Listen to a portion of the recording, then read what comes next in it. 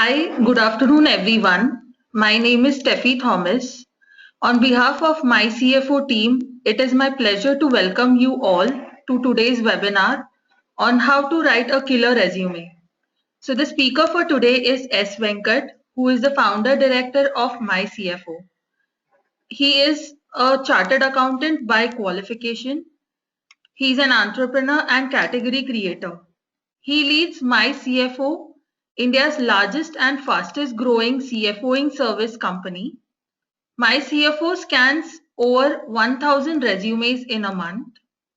Candidates from a variety of industry verticals, geographic locations, qualifications, experience level right into My CFO. S. Venkat is uniquely positioned to share his perspectives on which CVs are able to grab the employer's attention and which ones are not.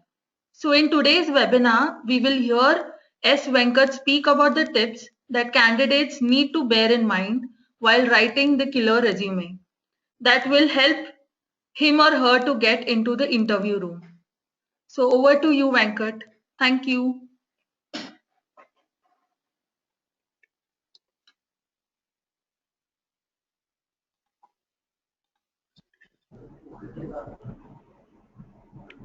Thank you, Steffi.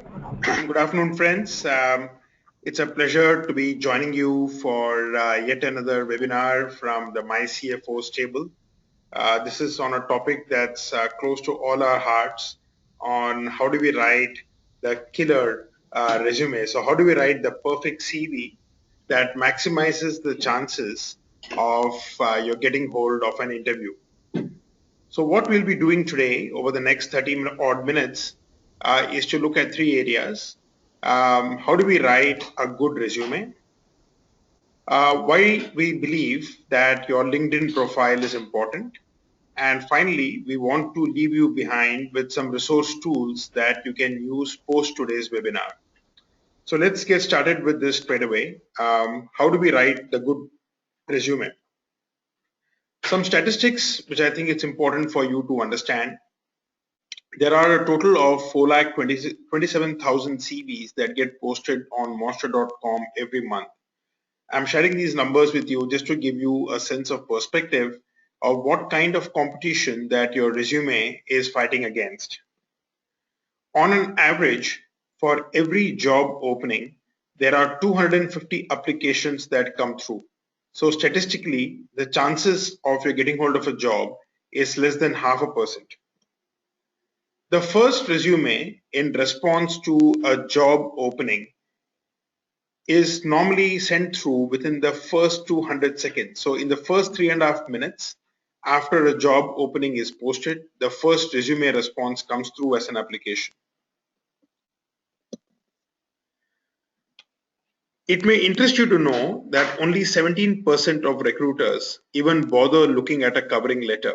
So for those of you who are proposing to write a covering letter to send along with your CV, probably you'd be better off saving the time because most recruiters normally don't even read a covering letter. And I think finally, the most important statistics of them all, that a recruiter really spends only 7 seconds in looking at a resume. Now this may, and you heard it right, it's 7 seconds and not 7 minutes. So while this may be shocking to most of us job seekers, but because we run an HR department and we work very closely with several recruiters, we know that a typical recruiter never actually reads a CV. A typical recruiter only skims across a CV. So the question that we are trying to address in today's webinar is how do you write the CV or the resume in a way that you are able to get the recruiter to grab his or her attention within the first 7 seconds and make sure that they spend a slightly longer time in reading through what you're going to say in your resume. So what we came across is a nice slide share presentation, which is what I'm going to share with you now, that talks us through what are the good elements of writing a decent CV.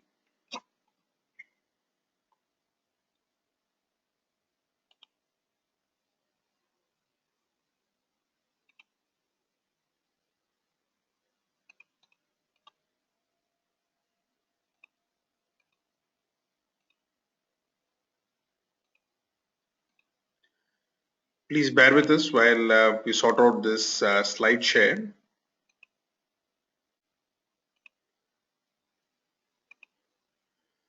Right. So here we go. The first thing that you need to keep in mind is always tailor make the resume for the specific position that you're applying for. Most of us have got a standard resume that we send across to different employers. That's not a very good idea. You got to keep in mind that you're writing the resume so that somebody will read it. And every recruiter, every company has got a slightly different expectation from the role. So make sure you don't have to write completely different resumes, but the aspect of your resume that you will choose to emphasize could be different from one company to another. So please spend time in understanding the company to whom you're going to apply to and try and tailor make your resume for that particular position.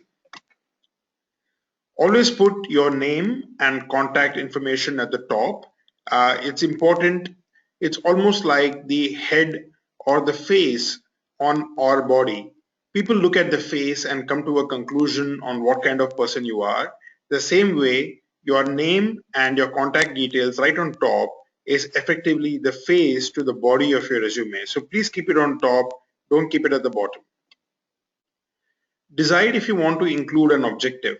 Now, one of the tips that we have for you is do not write a long CV. Anything over 2 pages is completely a waste of time. In fact, what would be ideal is for you to condense your CV into just 1 page.